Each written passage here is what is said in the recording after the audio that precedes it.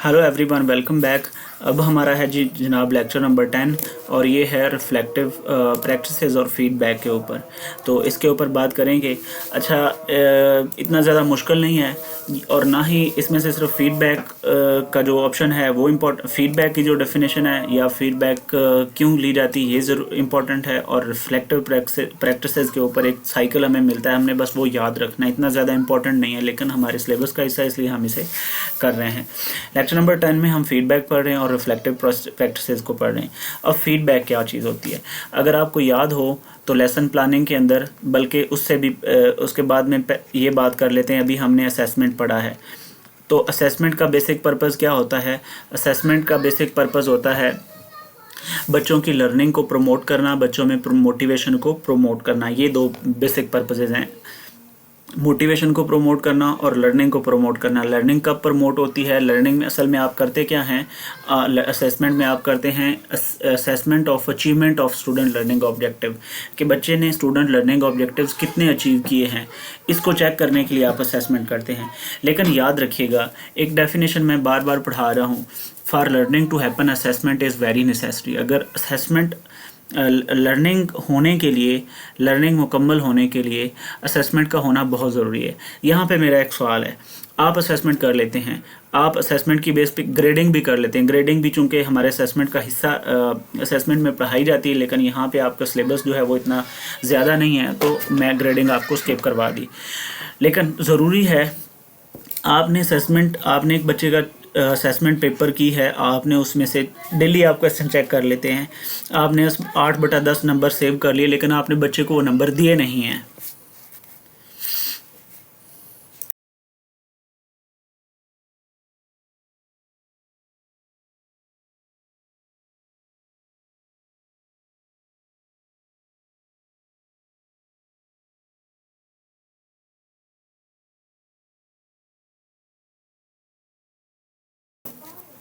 अच्छा, अगर आपने बच्चे को मार्क्स ही नहीं बताया, आप डेली 10 दिन में आपने 10 दफ़ा एक टेस्ट लिया है, या एक वीक में 10 दफ़ा लिया है, या एक दिन में आपने 6-7 टेस्ट लिए, लेकिन आपने बच्चे को उसकी प्रोग्रेस नहीं बताई, तो क्या ख्याल है, असेसमेंट हुई है या नहीं हुई? क्या लर्निंग इससे प्रमोट होगी? क्या इससे मोटिवेशन बच्चे के अंदर आएगा? बिल्कुल नहीं आएगा। तो इसके लिए ज़रूरी होता है कि आप बच्चे को फीडबैक प्रोवाइड करें। फीडबैक का क्या मतलब है? आपने बच्चे को जो भी मार्क्स देने हैं, जो भी आपने क्वालिटी लगानी है, good, very good, bad, excellent, satisfactory, unsatisfactory, ये फीडबैक्स हैं। तो फीडबैक बच्चे को मिलना बहुत ज़रूरी होता है। तो असेसमेंट के बेसिक पर्पसेस में से, या आप यूँ कह लें कि असेसमेंट का प्रोसेस उस वक्त तक कंप्लीट नहीं होता जब तक बच्चे को फीडबैक नहीं मिलता। तो feedback is basically an essential component of assessment. ठीक है, असेसमेंट में एक तो आपने एग्जामिनेशन करना होता है, ठीक है, दूसरा आपने उसकी ग्रेडिंग करना होती है, तो तीसरे नंबर पे आपने उसको फीडबैक प्रोवाइड करना होता है। If you are not providing feedback, it means you are not doing assessment, you are not completing assessment. So feedback is a very vital component of assessment. ये बात आप लोगों ने याद रखनी है। और फीडबैक क्या होता है? अगेन वही बात, फीडबैक के बच्चे को उसके किए का पता लग जाए, उसकी परफॉर्मेंस का पता लग जाए, वो पढ़ाई में किस जगह पे खड़ा है, उसकी स्टैंडिंग क्या है, उसका पता लग जाए, इसको बोलते हैं हम फीडबैक। अब जिस तरह से असेसमेंट की 2 टाइप्स होती है ना, क्लासरूम बेस्ड असेसमेंट की, इसी तरह से ये प्रॉपर एक लूप होता है, इसको ना हम फीडबैक लूप बोलते हैं। फीडबैक लूप क्या होता है? आपने बच्चों से लिया है टेस्ट, ठीक है, असेस किया है, उस असेसमेंट की आपने की है ग्रेडिंग, और वो ग्रेडिंग जो है वो आप बच्चे को क्या करते हैं, उसका फीडबैक देते हैं। ठीक है, तो इस फीडबैक की वजह से बच्चे के अंदर या लर्निंग होती है, बच्चे के अंदर लर्निंग होती है, मोटिवेशन आती है। ठीक है, तो इस तरह ये जो प्रोसेस है ये चलता रहता है। फिर आप टेस्ट लेते हैं, अगले टेस्ट में बच्चा अच्छा परफॉर्म करता है, ग्रेडिंग करते हैं, फीडबैक मिलता है, तो इस तरह से बच्चे की जो लर्निंग और मोटिवेशन है दोनों इंप्रूव करते हैं। तो जिस तरह से हमारी असेसमेंट की 2 टाइप्स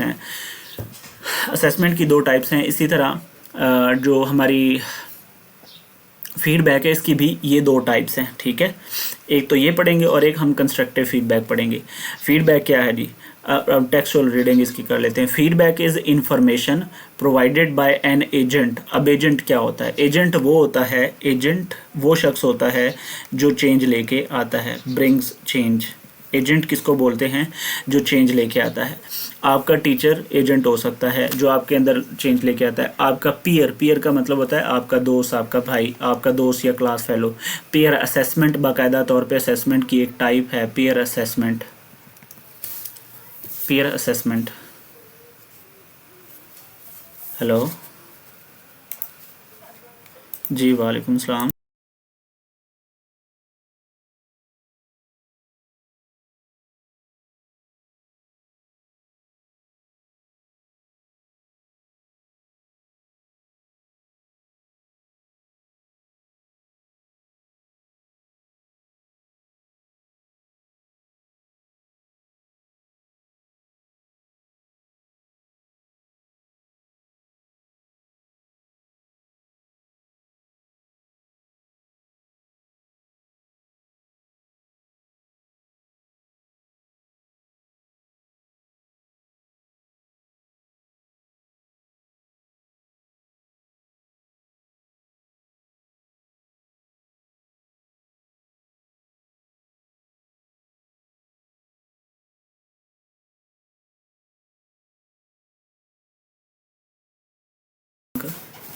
सॉरी।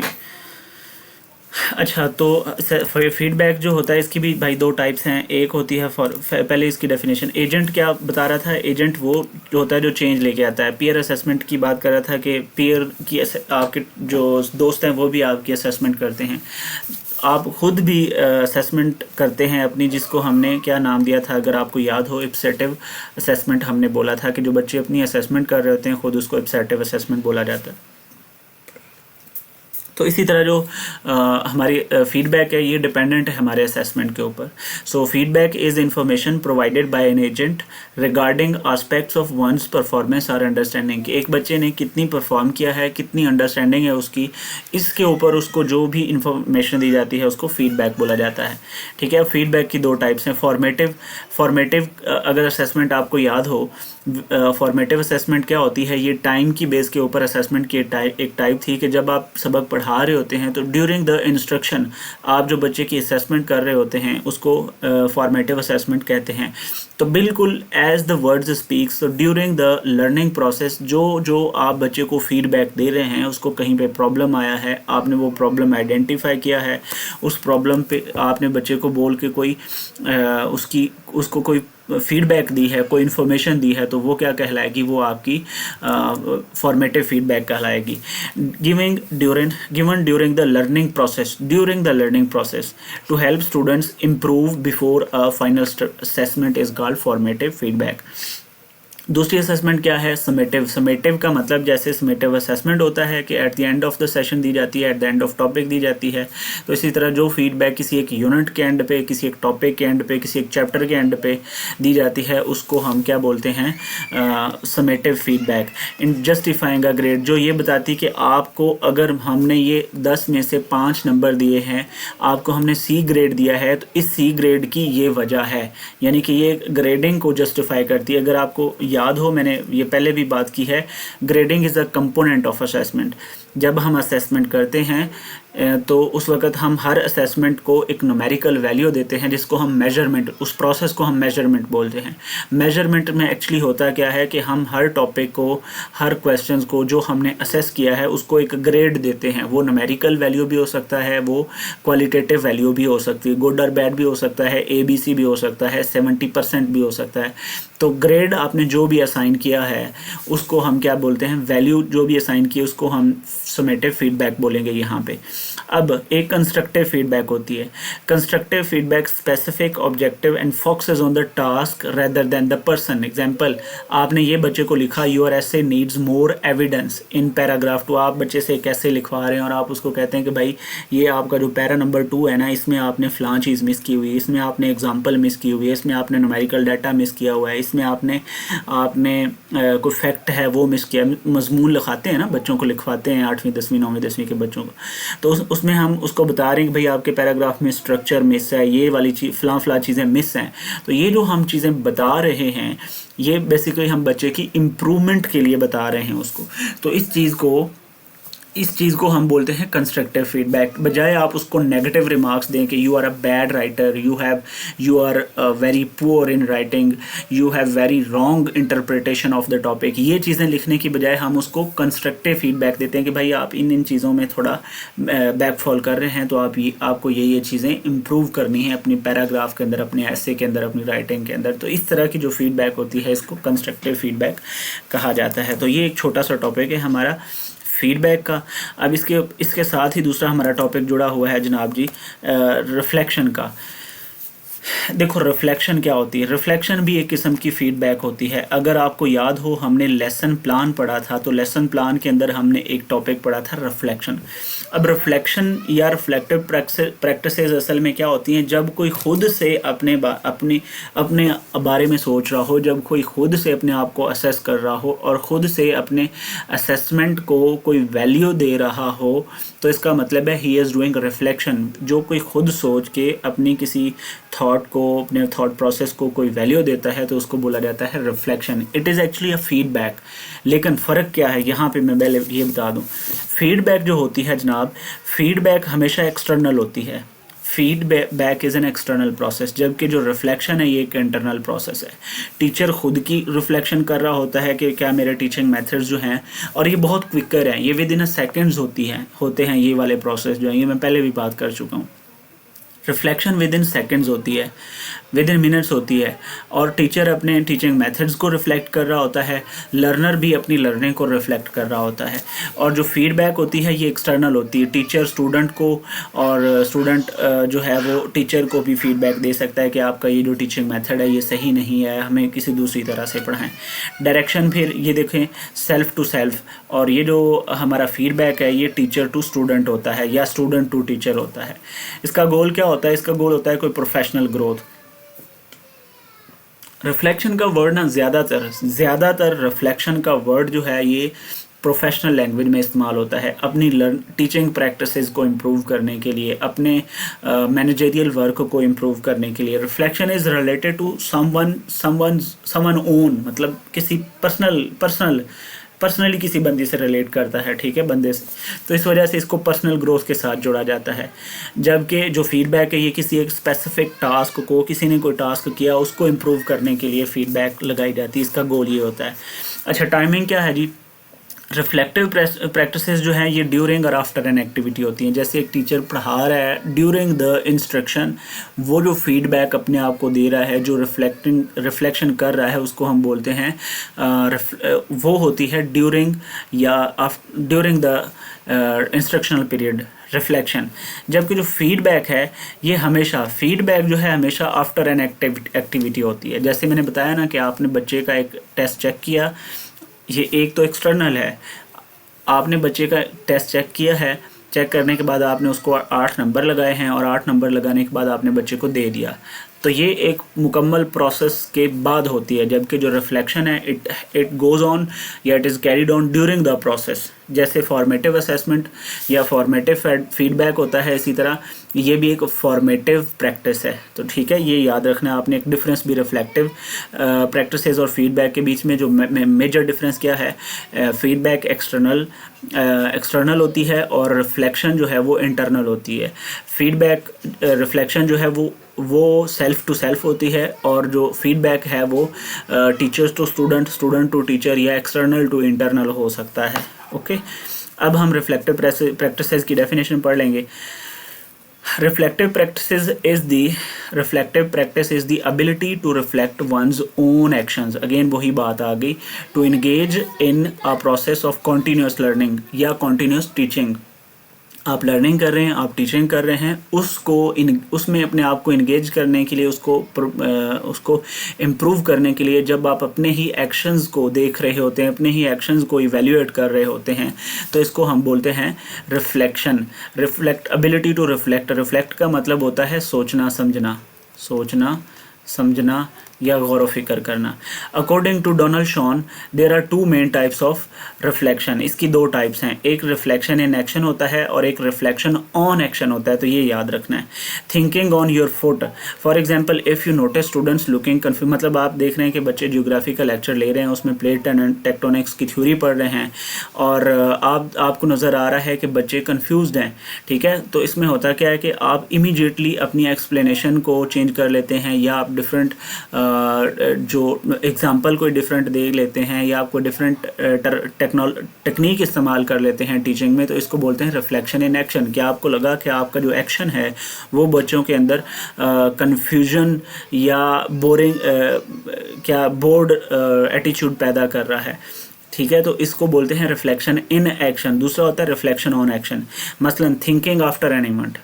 रिफ्लेक्शन अभी मैंने बात की ना कि ये नीचे देखें, यहाँ पे जो रिफ्लेक्शन है ये ड्यूरिंग द एक्टिविटी भी हो सकता है और आफ्टर एन एक्टिविटी भी हो सकता है। तो जो हमारी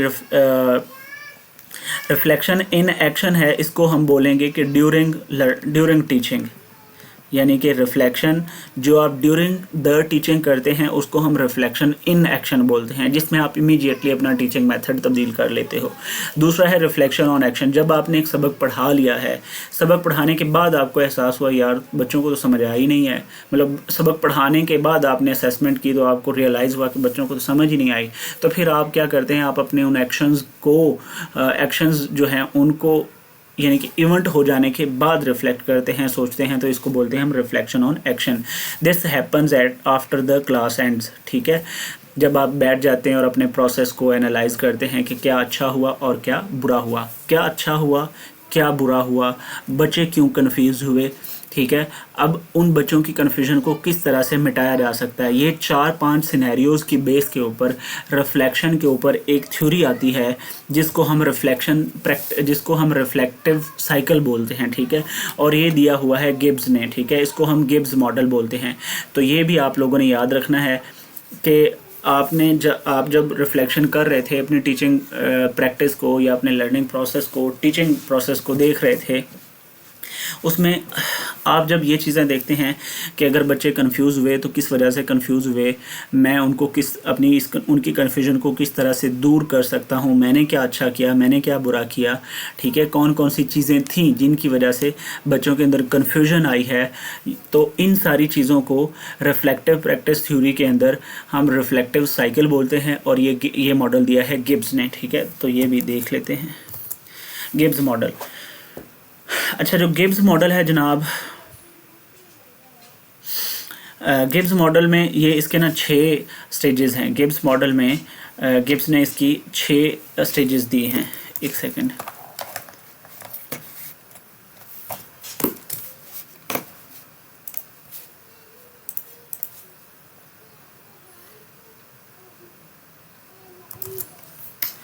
ग्राहम गिब्स एक साइकोलॉजिस्ट का नाम है। ग्राहम गिब्स, किधर गया पावर पॉइंट, ग्राहम गिब्स एक साइकोलॉजिस्ट का नाम है। इन्होंने 1998 में ये एक रिफ्लेक्टिव साइकिल थ्योरी पेश की थी जिसको गिब्स मॉडल कहा जाता है या गिब्स रिफ्लेक्टिव साइकिल कहा जाता है। तो ये सवाल अगर ये पूछा जाता है कि रिफ्लेक्टिव प्रैक्टिसेस के ऊपर या टीचर्स रिफ्लेक्शन के ऊपर कोई थ्योरी है तो वो उस थ्योरी को क्या कहा जाता है, तो आपने याद रखना है वो गिब्स रिफ्लेक्टिव साइकिल है। और किसने दिया था? ग्राहम गिब्स ने। ग्राहम गिब्स के मुताबिक जब एक टीचर रिफ्लेक्शन करता है, जब एक टीचर सोचता है, गौर व फिक्र करता है अपनी टीचिंग प्रोसेस के ऊपर या अपनी प्रोफेशनल डेवलपमेंट के ऊपर, तो उसकी टोटल 6 स्टेजेस होती हैं। तो ये भी याद रखनी है कि गिब्स मॉडल के अंदर कितनी स्टेजेस हैं? 6 स्टेजेस हैं। पहली स्टेज है जी description, what happened. What happened से मुराद कि बच्चा कंफ्यूज क्यों हुआ, बच्चा क्यों कंफ्यूज हुआ, ये उसका पहला साइकिल है, ये पहली स्टेज है, ठीक है। इसमें आप अपने टीचर जो है वो अपने उसका जो एक्सपीरियंस है उसको डिस्क्राइब करता है अपने आप को, ठीक है, किसी दूसरे को नहीं, कि वो अपने ही एक्सपीरियंस को डिस्क्राइब कर रहा होता है कि ऐसा क्या हुआ होगा जिस वजह से बच्चे कंफ्यूज हुए हैं, ठीक है। दूसरे नंबर पे, दूसरी स्टेज के ऊपर फीलिंग्स आती हैं। अपनी वो फीलिंग्स और जो उसकी थॉट्स हैं उनको वो साइड पे रखता है, ठीक है। What were your thinking and feeling, मतलब उसकी फीलिंग्स और उस वक़्त जब ये सिनेरियो हुआ, जब ये इवेंट हुआ, यानी कि वो बच्चों को पढ़ा रहा था, उसको लगा कि बच्चे कंफ्यूज्ड हैं। तो बच्चे कंफ्यूज क्या हैं, जब उसको ये पता चलता है तो उसकी फीलिंग्स उस वक़्त क्या थी, ठीक है। इस स्टेज को बोलते हैं फीलिंग्स। यानी कि वो जो सिचुएशन टीचर को एनकाउंटर हुई है, यानी कि टीचर पढ़ा रहा था, उसने देखा कि बच्चे कंफ्यूज हैं, तो वो कंफ्यूज क्यों हैं, सिचुएशन के बाद उसको पता लगा, उसने देखा कि क्यों वो कंफ्यूज हुए, कौन सी फीलिंग्स थी जिनकी वजह से वो कंफ्यूज हुए,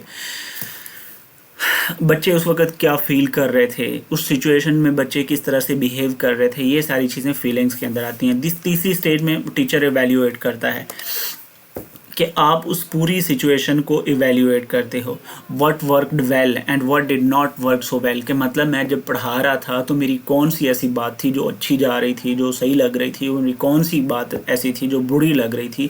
ये दोनों बातें किस तरह से पॉजिटिवली उस बच्चों की कन्फ्यूजन के अंदर या बच्चों की लर्निंग के अंदर कंट्रीब्यूट कर रही थी या नेगेटिवली कंट्रीब्यूट कर रही थी। तो ये जो सारी चीज़ें होती हैं, इन चीज़ों को देखना एवेल्यूएशन कहलाता है। एनालिसिस भी एवेल्यूएशन की तरह ही होता है। यहाँ तक जो टीचर है वो प्योरली फोकस्ड हो जाता है। जब एनालिसिस के ऊपर आ जाता है ना, तो एवेल्यूएशन करने के बाद टीचर जब एनालिसिस पे पहुँचता है, यहाँ पे वो देख लेता है कि यार ये वाला जो सिचुएशन था, ये वाले जो आउटकम्स थे, या ये वाली जो डिटेल्स थी, ये सिचुएशन की डिटेल्स हैं, इन वजह से बच्चे कंफ्यूज हुए। मैंने एग्जांपल शुरू में ये दी थी कि बच्चे एक क्लासरूम है, टीचर उसमें पढ़ा रहा है और बच्चे जो हैं वो कंफ्यूज हो गए हैं। अब ये एक इवेंट हुआ है, इस इवेंट को टीचर रिफ्लेक्ट कर रहा है कि ये इवेंट क्यों हुआ, तो उसके अंदर ये स्टेजेस इन्वॉल्व होती हैं। तो चौथी स्टेज में आते आते बच्चे टीचर जो है वो इस स्टेज तक पहुंच जाता है कि वो इवेल्यूएट कर लेता है कि ये सिचुएशंस, इन सिचुएशंस की वजह से, इन आउटकम्स की वजह से बच्चे जो हैं वो कंफ्यूज हुए हैं। अच्छा, पांचवी स्टेज में कंक्लूजन के ऊपर पहुंचता है। जब उसने एक एनालिसिस कर लिया है तो वो अपनी सारी थॉट्स को फाइनल करता है, ठीक है, कि अब मुझे मतलब इस सिचुएशन से टीचर ने क्या सीखा। कंक्लूजन का सिंपली मतलब ये है कि इस सिचुएशन के बाद टीचर ने क्या सीखा, कि मुझे आइंदा अगर मैंने पढ़ाना हो और बच्चे कंफ्यूज हो रहे हों तो फिर मैं क्या कर सकता हूँ, ठीक है। वो जो क्या कर सकता हूँ, फिर वो फाइनल स्टेज में एक्शन प्लान में कन्वर्ट हो जाता है। तो ये 6 स्टेजेस हैं। ये कोई इतनी ख़ास मतलब ज़रूरी नहीं है कि हमें इनका एक्सटेंसिव आइडिया हो, बट आप लोगों ने ये याद रखना है कि जब भी टीचर पढ़ा रहा होता है, उस वक्त जब वो अपनी टीचिंग को एवेल्यूएट कर रहा होता है, उसके ऊपर रिफ्लेक्शन कर रहा होता है, तो उसमें 6 स्टेजेस थ्योरी इन्वॉल्व होती है, जिसको हम गिब्स रिफ्लेक्टिव साइकिल कहते हैं। और ये 6 स्टेजेस कौन कौन सी हैं, ये आप लोगों ने याद रखनी है। पहले description, feeling, evaluation, analysis, conclusion और एक्शन प्लान। एक्शन प्लान में क्या होता है कि अगर कंक्लूजन में तो उसको आइडिया हो जाता है ना कि ये वाली जो चीज़ें थी, इन वजूहात की वजह से मेरा ये क्लासरूम के अंदर ये वाला मामला हुआ, अब मैंने ये मामला दोबारा नहीं होने देना। तो उसके लिए टीचर जो एक्शन प्लान तय करता है, उसको हम उस स्टेज को हम एक्शन प्लान बोलते हैं। तो ये 6 स्टेजेस हैं, ये साइक्लिक हैं, और इस तरह से टीचर जो है वो अपनी रिफ्लेक्शन करता रहता है, ठीक है। इस टीचर को फिर इससे अपने प्रोफेशनल एटीट्यूड को इम्प्रूव करने का मौका मिलता है। तो ये जी हमारा एक जो छोटा सा टॉपिक था, फीडबैक लूप और रिफ्लेक्टिव प्रैक्टिसेस जिसे बोला जाता है पेडागोजी की लैंग्वेज में। ये प्योरली दोनों फीडबैक और रिफ्लेक्टिव प्रैक्टिसेस टीचर से रिलेटेड हैं। फीडबैक का बेसिकली जो फीडबैक है, ये असेसमेंट का एक कंपोनेंट है। असेसमेंट के लिए फीडबैक का होना, बच्चों को फीडबैक का मिलना बहुत ज़्यादा ज़रूरी है। और टीचर को अपनी टीचिंग मैथडोलॉजीज़ इम्प्रूव करने के लिए रिफ्लेक्ट करना, ये भी बहुत ज़्यादा, उनके ऊपर रिफ्लेक्ट करना ये भी बहुत ज़्यादा ज़रूरी है। तो अगर ये दोनों चीज़ें चलती हैं तो एक टीचर अपनी टीचिंग मैथडोलॉजीज़ को और एक लर्नर अपनी लर्निंग को बेहतर बना सकता है। सो फार ये हमारा टॉपिक क्लियर हुआ। नेक्स्ट हम इंशाल्लाह चलते हैं अगले टॉपिक के ऊपर। वो हमारा टॉपिक है जनाब जी क्लासरूम मैनेजमेंट।